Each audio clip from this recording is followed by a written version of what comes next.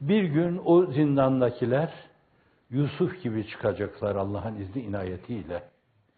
Çünkü onlar anarşistlerin, teröristlerin, hani terörist de dediler, bir vandal yazdı, başka vandallar da imza attı. Karıncaya basmayan insanlara, insan bir yönüyle Allah'tan korkmuyorsa, hiç olmazsa insanlardan utanır.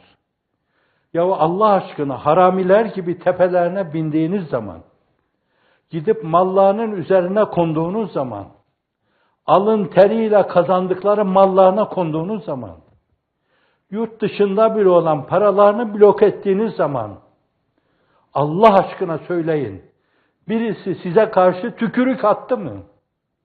Yumruğunu sıktı mı? Allah'tan korkun dedi mi? Demedi. Çünkü hakiki mümin, çünkü efendi, çünkü centilmen, çünkü karakterinin gereğini sergiliyor. Kul kullun ya'melu ala şakileti. De ki herkes kendi karakterini sergiler. Sen bu karakterde olan insana terörist diyorsan, teröristin teki senin kendindir.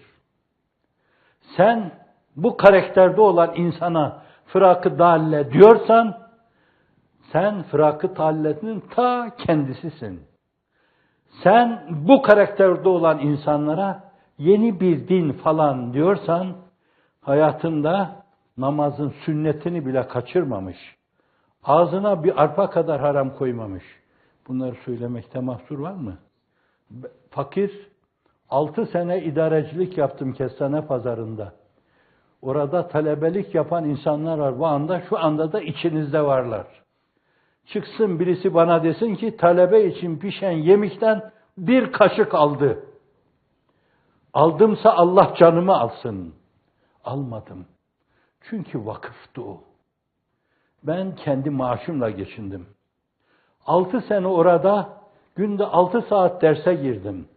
Mütalada başlarında bulundum. 7-8 saat o günün talebeleri var içinizde bugün. Mesai yaptım. Bir kuruş almadım. Çünkü oraya yardım edenler vakfa yardım ediyorlardı. Milletin malından arpa kadar şey ağzıma koyamam. Kıtmir'in levhalarda gezen sözüdür. Allah'ım sana ağzıma bir arpa kadar haram koymuş olarak gelmeme fırsat verme. Ben hiçbirinizi bu anlayışın 2 adım gerisinde görmüyorum.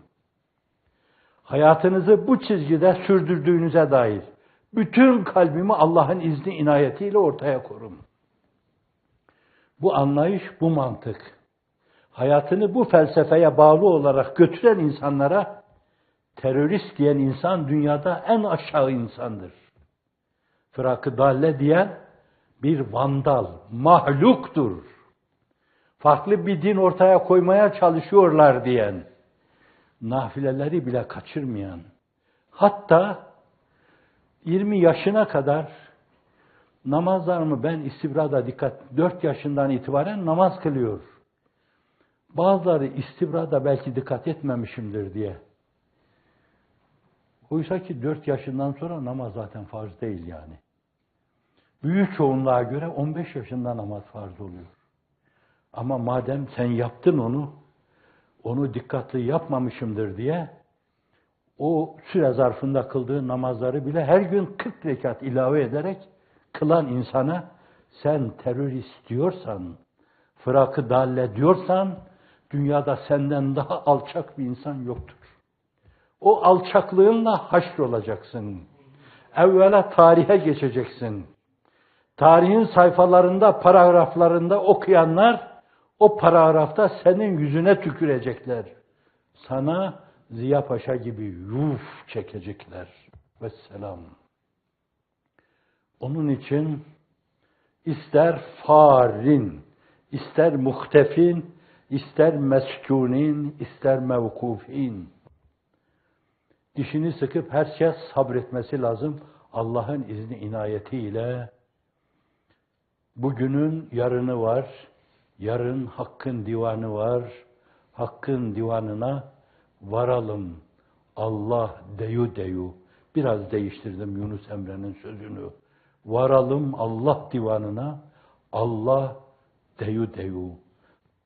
Ha diğerlerine gelince zalimler, şahsi hakkımı helal ediyorum ben. Kime? Terörist diyene şahsi hakkımı. Ama bir zümreye, bir cemaate, geçmişiyle, geleceğiyle terörist diyene onu hakkımı helal etmek benim haddim değil. Allah'a karşı terbiyesizlik olur. O terbiyesizliği irtikab edemem ben. Fırak-ı dalle diyen o zavallıya hakkımı helal ediyorum. Ama bir zümreye fırak-ı dalle diyorsa teker teker hepsinin elini öpüp hakkını helal et demedikten sonra o hakkın helal edilmesi mümkün değil. O cup diye cehenneme düşecektir. Sürü halinde bunların arkasından sürüklenenler de o gün yürekleri cız diye inleyecektir. Şahsi haklarımı helal ediyorum. Kim olursa olsun. Rabbena la tuzigh kulubena ba'de iz hedeytena ve heb lena min ledunke rahme inneke entel vehhab. İnsanlığın iftihar tablosu ya mukallibel kulub sebbit kalbi ala dinik. Ey kalpleri evirip çeviren Allah'ım, kalbimi İslamiyet'te sabit kıl diyelim. Ya mukallibel kulub sebbit kulubena ala dinik. Ya musarrifel kulub sarrif kulubena ila taatik. Ve sallallahu ala seyyidina ve senedina ve şef'i zunubina ve mevlana Muhammedin sallallahu teala aleyhi ve sellem.